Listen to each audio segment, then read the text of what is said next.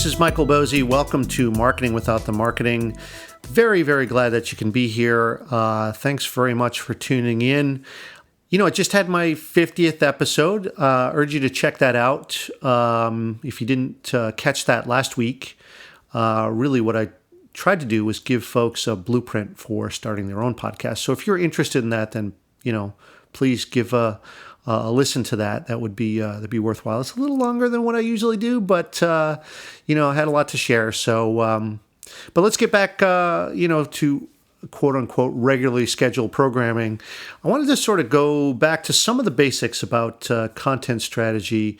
Been thinking a lot about this after sort of finishing up my teaching my course at Emerson College. Was a really great exercise because it really, in teaching this in a sort of a sequenced manner over 14 or 15 weeks, it really made me sort of have to think about how to organize it, how to sequence it, how to build upon each of the topics, as you proceed through the term. It was just a great exercise. Not to mention, of course, all of the energy, enthusiasm, ideas, all of that came from the students. I mean, they were just a great class, really super smart, just very bright, and just loved seeing their ideas sort of come to life. It was awesome. But here's the scoop. Look, the whole reason I talk about content strategy is because, I'm obviously a believer. Good content forms connections. That's the header on my website, content equals connection. But the thing is, if you plan properly, kind of like what I was talking about in the podcast episode last week, is a good content strategy actually makes your business more efficient. It goes way beyond sort of the getting the message out to potential customers. Yes, that's an important part of it too. There's no doubt, but it's way more than that.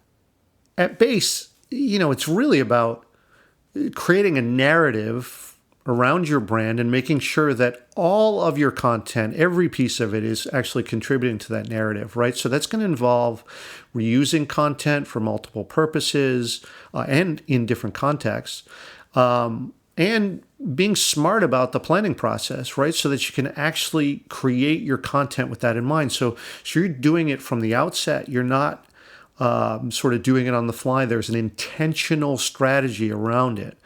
And what I see is that many people tend to focus on more the marketing side of content strategy. That makes sense, right? It's a means to achieve a certain goal. And that goal is usually to build an audience, or if you think about it, sort of it's looking at the traditional marketing efforts, and it's either trying to enhance or maybe even replace the traditional marketing efforts. The idea is often around this generating more awareness, getting more eyeballs or whatever. But, look, you're doing a lot more than just driving awareness with content strategy. The goal here is to tell a story about your brand and to create a user experience. And storytelling is the way that you do that. It's about making the customer feel something about your brand. Because when they feel good about you, right? Think about this. They feel good about you. They trust you. They're more likely to buy from you. And here's the thing, with the folks who I work with, for the most part, if you think like authors, writers, folks who are trying to sell a product of some sort, take authors, for example, right? You can't get wealthy by selling one book. Think of how many books you have to sell when you're getting sort of $2 a book, after standard publishing royalty rates. You're getting $2 a book. You got to sell a lot of books to make a living out of that. So you got to be thinking more than just one product, for sure. This is why a lot of authors, especially in fiction, write series. And in other words, you want to have people go beyond that. You want to have them be loyal. You want to have them trust you enough not to just buy that once from you, but to buy again. But then here's the kicker, right? Is to have them actually recommend you to other potential customers. That's the thing that unlocks this. Because then you start to harness the power of the network. And that's the only thing that's going to make this sort of scale. It can't be just you talking about yourself. It'll never scale. I mean, one, it's not really going to work because no one's going to believe you anyway, but it's also not going to scale. All right, but let's get right down to it. There's no point in running a content strategy if it doesn't impel into action, right? There's got to be an outcome, and everything needs to lead there. It might be sort of soft touch along the way, but make no mistake, there's got to be an outcome. So, how do we get started with that? Well, in working with clients, here's a rough overview of kind of how I guide them through at least the beginning stage of designing their own content strategy. All right, first, it always starts with your goals. Good content strategy always starts with a plan before you even begin. And the logical place to start, obviously, is your business goals. Now, I always recommend not just taking the business goals on the whole, but narrowing these goals down to one or two specific things that your business wants to achieve in, let's say, the next 6 months, the next year, whatever it is, right? And remember, you got to think a little bit longer than just this needs to happen this week. Content strategy is not like that. It takes a little bit more time. So make that span of time realistic. But once you've stated your goals, which ones of those can actually be achieved with content? If not completely achieved, then at least partially, right? Then, okay, that's good. Now we got something to focus on. The next thing that I always say is let's take a look at the content that you already have. Let's do what's called a content audit. The reason that we want to do this is because you might already have some assets in-house. You might have some things that can be refactored and used again or repurposed.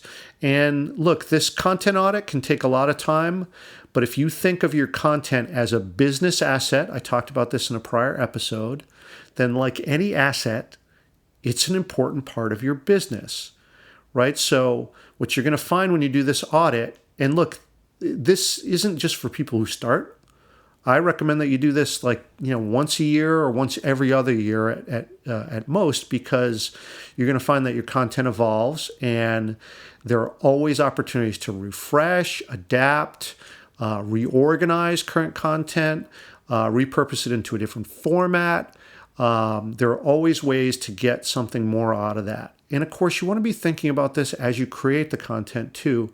But look, if you're 12 months out, another view at the content at that point might make you think differently about it. Your goals might have changed. There might be a different way that you could do this. And what's cool about this, if you're thinking of it as an asset, as a business asset, that's going to give it a longer life, and that's good.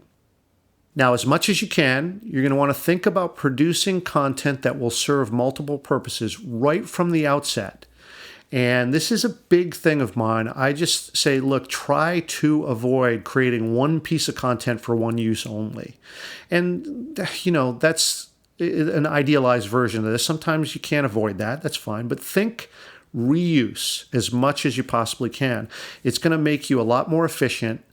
And when you set out with this mindset from the start, then it doesn't feel like this is sort of an extra activity, right? It becomes sort of a natural part of your business because you're getting a lot out of each piece of content. So the effort that you put in is not just sort of a one-to-one, it's a one-to-many or a one-to-two, one-to-four, whatever. Like if you're able to get more out of it, it's going to feel a lot lighter because you're just going to feel like the inputs are definitely being outweighed by the output and the outcomes that you're getting on the other end, which is kind of cool. Now, when you're working from this plan and you always got your goals on the horizon, right? Just get going. Produce. You're not going to know about your audience until you start interacting with them. And you're going to find that your plan changes as soon as you take your first step. That your audience might encourage you. They might challenge you. They might inspire you. New questions, new issues that they bring up. They might talk about things in ways differently than you could, for instance, by getting feedback from them via survey, because now you've started to build up trust. They may confide in you. I mean, all this stuff is a great source of new content too, which is awesome. So be really patient. And here's the thing, enjoy that dialogue. Let it come to you. Don't try to force it. It's not about you. You should be thinking about them. What can you do for them? What do they get out of it, right? And that's going to help you really start to hone your voice in the process, because you're going to actually be speaking in tune with them because you've been listening, which is very, very cool. Now, the last thing I'll mention here also is, take the opportunity to network your content together, right? If you're thinking about sort of building this library, if you will, of what I always call durable content that's going to last and be an asset. It's going to serve as a business asset. Look for areas where you can network your content together. So think about it like, on a blog post, always link to another piece of yours. Don't go overboard with this. You don't want to just constantly be pushing your stuff on people, but you want to kind of, if you think about it, take your readers on a path and invite them to take the next step. So if you're reading through this long piece, or a short one, doesn't really matter, and you get to the end and you're like, okay, there were no links, there's no call to action on it. What do I do as a reader? Don't leave that to chance. If you know they're interested in this particular topic, bring them to the next related topic, because you already have their attention. Give them a link to another related piece. And obviously this goes right back to the way that you construct the content, the way that you have a plan up front, so that you're kind of writing with these people. You're writing with this in mind. You're not just writing pieces as they come up or as you're inspired to write them. You're writing them with a plan so that that you have this sort of longer narrative when you chain these pieces together. And the kind of cool thing is, in WordPress, for instance, you can just use categories and tags, and you can pull these, sort of chain these things together into narrative streams that tell a little bit longer stories, or, contribute to different threads in your narrative. And it's kind of, that's where things sort of start to take off after you've got at least a half dozen pieces and you've really done this with this sort of intentional organization. Now, once you have a few pieces published, right, if you're just starting on this, you got to start inviting people in. And, obviously social media, that's the obvious next step. You're going to want to bring email into this too, a newsletter perhaps. But how do you determine which channels you're going to use? That's probably the biggest question that I get. And, you can usually focus on one or two rather than be in every channel. But let's examine that. I want to get into that a little bit. I wanted to start a longer thread on social media. And why don't we talk about channel selection in the next episode? But I'm going way over time here, and I always promise not to do that. And here I am doing it again. So I'm going to close it up right here. Thanks for listening and sticking with me. And I got a bunch of great stuff coming up all on social media. So I hope that you'll subscribe. Give me a rating or a review if you are so inspired and you enjoy what you hear and are getting something out of it. And that'll be about all I ask you to do. Otherwise, come join me next week and we'll dig into this topic a little bit more. I'm looking forward to it. I hope you are too. All right. Thanks very much, and we'll see you next week.